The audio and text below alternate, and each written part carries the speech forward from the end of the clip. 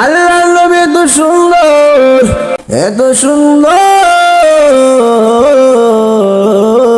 আল্লাহ কাউকে বানায় নাই। নবীকে এত সুন্দর বানাচ্ছেন মহান আল্লাহ। এমন সুন্দর আল্লাহ কাউকে বানায় নাই। এত সুন্দর বানাচ্ছেন, সেই নবীর কলিজার টুকটা ফাতেমা কত সুন্দর হবে জানেন? বাবা মা যদি সুন্দর হয়, সন্তান সুন্দর হয়। সেই সুন্দরী ফাতেমা কেমন সুন্দর ছিলেন রে ভাই! আল্লাহর নবীর মেয়ে কি পরিমাণ সুন্দর ছিলেন! আম্মা জান আয়েশা সিদ্দিকা রাদিয়াল্লাহু তাআলা আনহা বলেন, ফাতেমা যখন আমার ঘরে আসতো, ফাতেমার পিঠের কাপড় সরাইলে আমার সমস্ত ঘর আলোকিত হয়ে যাইত। এমন সুন্দর ফাতেমা, কিন্তু তার ভিতরে কোনো অহংকার নাই, কোনোদিন বেপরদা হয় নাই, কোনোদিন পর পুরুষের সামনে যায় নাই। সেই ফাতেমা অত্যন্ত সুন্দরী ছিলেন। এই ফাতেমা বিয়ে যখন দিবেন, নবীজি ইচ্ছা করলে বড় বড় আরব, বড় বড় ধনীরা, বড় লোকরা, প্রভাবশালীরা, তারা বিয়ের প্রস্তাব নিয়ে এসেছে নবীজির দ্বারে, কিন্তু নবী বিয়ে দেয় নাই। নবীজি বিয়ের জন্য মানা করে দেয়। আবু বকর সিদ্দিক বলেন, আলী রে, নবীজি তার মেয়ের জন্য ভালো ভালো জায়গা থেকে বিয়ের আলাপ আসে, কিন্তু নবীজি বিয়ে দেয় না রে আলী। আমার মন বলে রে আলী, তুমি আলী কোন দিন নবীর দ্বারা বিয়ের প্রস্তাব নেওয়ার জন্য? নবী এই জন্য অপেক্ষায় বসে আছে রে আলী, তুমি যাও। আলী বলে, আবু বকর, আমি গরিব সাহাবী, আমার টাকা নাই, আমার পয়সা নাই, আমার কাছে কি নবীজির মেয়ে বিয়ে দেবেন?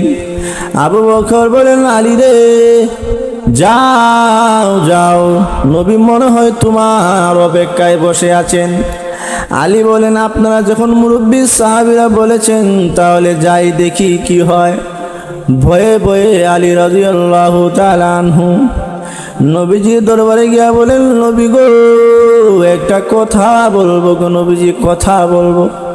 নবীজি বলেন, বলো রে, বলো আলী।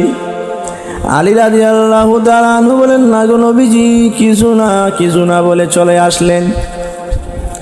নবী বলেন, আলী রে, বুঝতে পেরেছি তুমি আমার কলিজার টুকটা মেয়েকে বুঝি বিয়ে করতে চাও। এবার নবীজির পবিত্র জবান মোবারক থেকে এই কথাটা বের হয়ে আসলো। আলী বলেন, নবী গো, ফাতেমা অত্যন্ত সুন্দরী, এবং এই সুন্দরীর জন্য বড় বড় জায়গা থেকে আপনার মেয়ের বিয়ের প্রস্তাব নিয়ে আসে। আমি গরিব সাহাবী, আমার কাছে কি আপনি বিয়ে দেবেননি? মদিনায় একটা ভাঙ্গা ঘর ভাড়া নিয়ে থাকি গো নবীজি। নবী বলেন, আলী রে, আমার মেয়ের জন্য বড় লোকেরা বিয়ের প্রস্তাব দেয়, আমি মানা করে দিই। আমি নবী তো লোভী না রে, আমি নবী তো টাকার জন্য পাগল না রে আলী। আমি নবী দিনদার আল্লাহওয়ালা পাত্র চাই আলী রে। আমি নবী অপেক্ষায় আসি, কোন সময় তুমি আলী আমার মেয়ের বিয়ের প্রস্তাব নিয়ে আসো। রে আলী, আমার মেয়েকে বিয়ে করবা, টাকা পয়সা কত জমাইছো সব হাজির কর, নবীর মেয়েকে বিয়ে করা। আলী বলেন, নবী গো, টাকা দিব দূরের কথা, এই মুহূর্তে আমি এমটি পকেট, 1 টাকাও নাই। তবে নবী গো, আপনি যদি অনুমতি দেন, যুদ্ধের ময়দানে যে তলোয়ার ডাল পেয়েছি এগুলা বিক্রি করে দিই। নবী বলেন, আলী রে, না না না, এগুলা বিক্রি করিও না, যুদ্ধ বন্ধ হয় নাই রে আলী, যুদ্ধ এখনো চালু আছে রে আলী। তবে যাও রে আলী, তোমার ডালটা বিক্রি করে দাও। আলী ডাল বিক্রি করার জন্য দৌড়াইতাছে রে, ডাল বিক্রি করবে। প্রতিমধ্যে উসমান গনির সঙ্গে সাক্ষাৎ। ডাক দিয়ে বলে, আলী রে, মনে বড় খুশি লাগতেছে, আলী কোথায় যাও? আলী বলে, জানেন না গো উসমান গনি, ফাতেমা আমার বিয়ে। আলী উসমান গনি বলেন, তাই নাকি? হা। এ আলী, হাতে কি রে আলী? বুঝি ঢাল বিক্রি করে দিবি? হা। এই কথা বলে হযরত আলী দৌড়াইতে লাগলেন। আবার পিছনে উসমান গনিও দৌড়ায়, ডাকে, আলী রে আলী, দাঁড়া দাঁড়া দাঁড়া। আলী শুনে না। দৌড়াইতে দৌড়াইতে উসমান গনিও বললেন, আলী রে, এত করে ডাকলাম, ডাকের জবাব দিলি না, শুনলি না রে আলী। রে আলী, তোমার ডাল বিক্রি করবা? বুঝি? হা, বিক্রি করব। রে আলী, তোমার ডালটা আমার কাছে বিক্রি করে দাও। উসমান গনি যখন বলতেছেন, আলী রে, তোমার ডালটা আমার কাছে বিক্রি করবানি? বুঝি? হা, করব। কত দিব রে আলী? আলী বলেন, একটা দাম ধরিয়া দেন, আপনি যা ইচ্ছা তা দিয়ে দেন। 400 দিরহাম দিব রে আলী, আমার পকেটে আছে, নিবিনি আর নাই। দেন গো উসমান গনি। 400 দিরহাম নিয়ে হযরত আলী যাইতে চায়, এমনি উসমান গনি বলেন, আলী রে, দাঁড়াও দাঁড়াও রে আলী। রে আলী, এই মুহূর্তে ডালটা যে বিক্রি করলে, এখন ডালটা খা। বুঝে? আপনার, তোমার টাকা পাইছো নি আলী? হা, পাইছি। আরে আলী, মনে কিছু নিও না, ডালটা তো, টাকা তো দিলাম, ওই ডালও তোমাকে দিয়ে দিলাম। কত ভালো মনের মানুষ ছিলেন হযরত আলী। বলেন, উসমান গনি,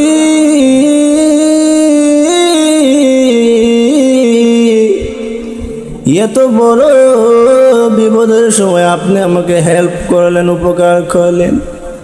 উসমান গনি গো, কি জন্য আপনি আমাকে হেল্প করলেন?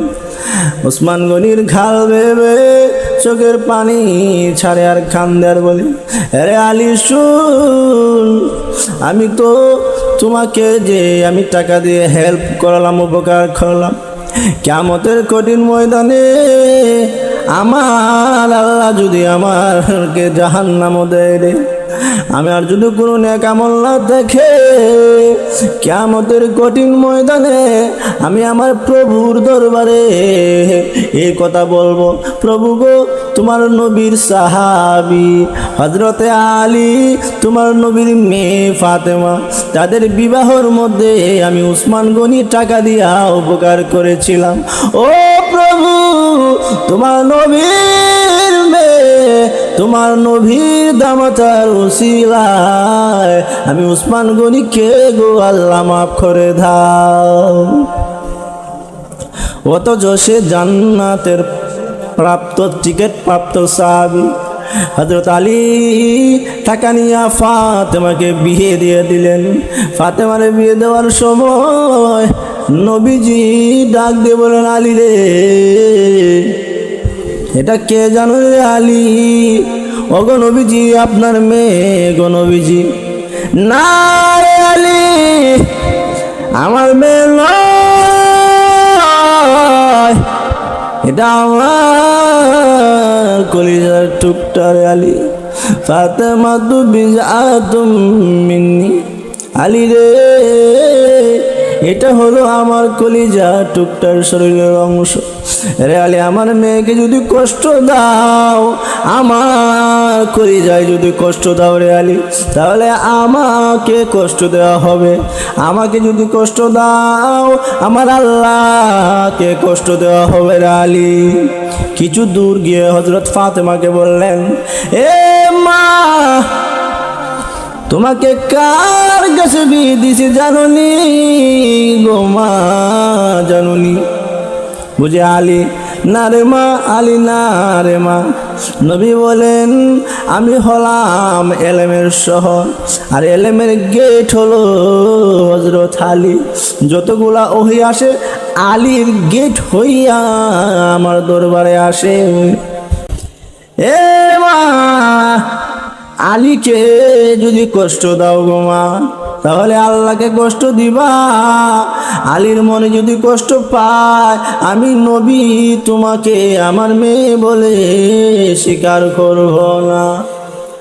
এত সুন্দর মহিলা এবং এত ভাগ্যবান একজন মহিলা পেয়েছেন আলী। বিয়ের পর কত সুন্দর সংসার করে রে ভাই। আলী গরিব সাহাবী, আলীর ঘরে খাবার নাই, এরপর কোনোদিন ফাতেমা স্বামীর মনে কষ্ট দেয় নাই।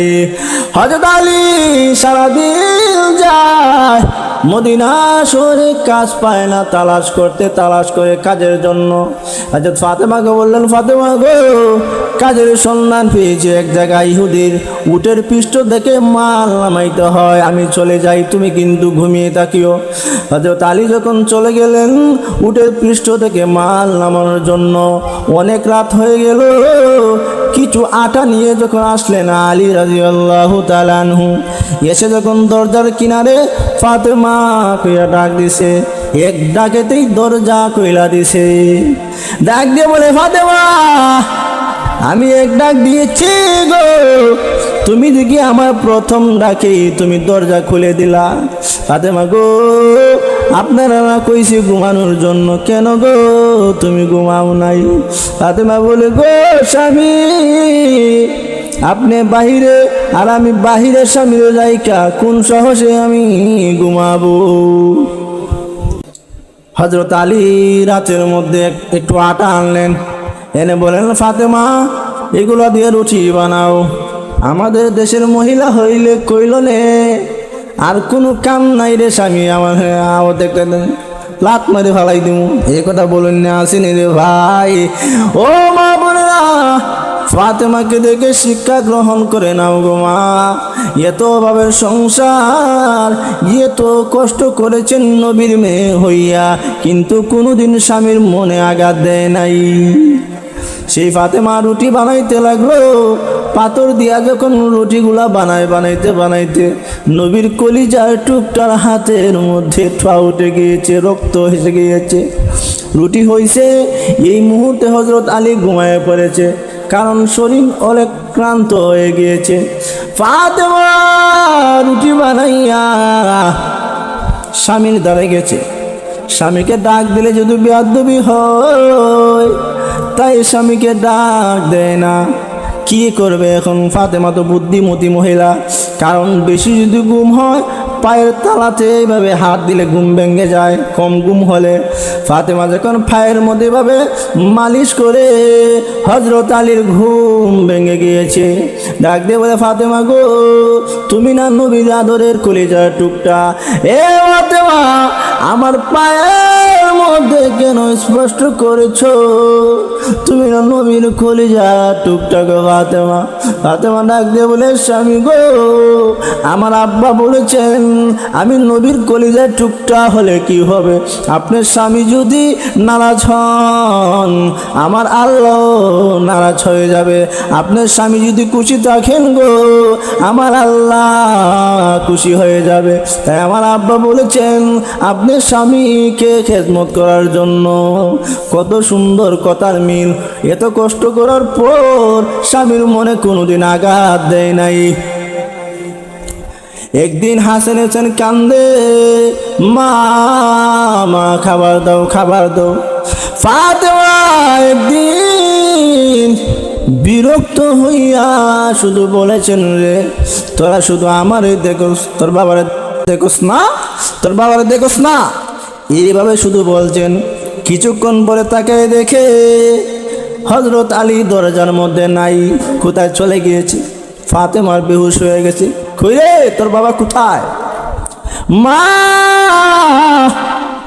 বাবা চলে গিয়েছে গো, আপনি এই কথা বলাতে ফাতেমা এবার সন্তানের দিকে খেয়াল নাই, ফাতেমা বেহুশ হয়ে গিয়েছে, কান্না শুরু করে দিয়েছে। আমার কথায় মনে হয় আলী কষ্ট পেয়েছে, আমার স্বামী কষ্ট পেয়েছে। পর্দা লাগাইয়া বের হয়ে গেলেন স্বামীর তালাশের জন্য। কোথায় গেছে রে আলী, কোথায় গেলেন আমার স্বামী? হযরত ফাতেমা নবীজির দরবারে চলে গিয়েছেন, গিয়া বলেন, নবী গো, আমার স্বামী আলী কি আপনার দরবারে এসেছে? নবী বলেন, না, আসে নাই। আরে ফাতেমা, কি হয়েছে রে আমার আলীর? এ মা, তুই কি আমার আলীর মনে কষ্ট দিয়েছোস গো মা? নবীজি চোখ বড় করে করে বললেন, আমার আলী যদি কষ্ট পায় গো মা, আমার আলী কি কষ্ট হয়েছে? ফাতেমা বলেন, বাবা গো, আপনার আলীকে আমি কিছু বলি নাই, শুধু বলেছিলাম তোরা তোদেরকে বাবাকে কি দেখোস না? হাসান হুসেন খাবারের জন্য কান্দে কান্দে আমাকে ডিস্টার্ব করে গো আব্বা, তাই আমি বলেছিলাম তোরা কি তোরার বাবাকে দেখোস না? এই কথা বলাতে হযরত আলী চলে গিয়েছে। ও আব্বা, আমি কি আমার স্বামীর মনে কষ্ট দিয়েছি? নবী বলেন, ফাতেমা রে,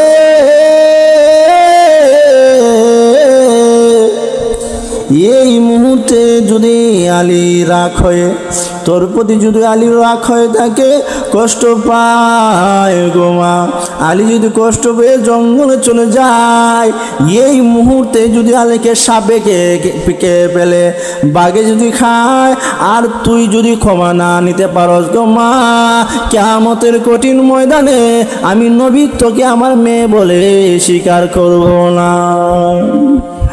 হযরত ফাতেমা বলে, বাবা গো, আমি আপনার দামানের মনে কোনো কষ্ট দেই নাই। কান্না শুরু করে দিলেন। কিছুক্ষণ পরে হযরত আলীও নবীর দরবারে হাজির হয়ে গিয়েছেন। নবী বলেন, আলী রে, আমার ফাতেমা কি তোমাকে কষ্ট দিয়েছি? না গো নবী, কষ্ট তো আমাকে দেয় নাই। নবী গো, আমি লজ্জায় চলে গিয়েছি, আমার ফাতেমা এত ভালো স্ত্রী আমার জিন্দগিতে পাবো না। ও মা বোনেরা, ফাতেমাকে দেখে শিক্ষা গ্রহণ করে নাও। ফাতেমা এত সুন্দরী, অহংকার নাই তার মনের ভিতরে, কোনো অহংকার, কোনো লোভ লালসা কিছুই নাই, কোনোদিন বেপরদা হয় নাই, মরার পরেও বেপরদায় মরে নাই। ফাতেমা রাদিয়াল্লাহু তাআলা পৃথিবী থেকে যখন বিদায় হয়ে গেলেন, ওই সময় বিদায় হওয়ার আগে তার স্বামীকে নসিহত করে গিয়েছিলেন, স্বামী গো, আমি যদি পৃথিবী থেকে বিদায় হয়ে যাই গো স্বামী, রাতের বেলায় আমাকে দাফন করিও, দিনের বেলা করিও না, যেন কোনো সাহাবী আমার লাশটা দেখে অনুমান না করতে পারে আমি ফাতেমা কি রকম ছিলাম। ও ভাইয়া, লম্বা গণনা হয়ে যাবে গো মা বোনেরা গো, তোমরা ফাতেমাকে দেখে অনুসরণ করে নাও। ফাতেমার চরিত্রই তোমাদের চরিত্র।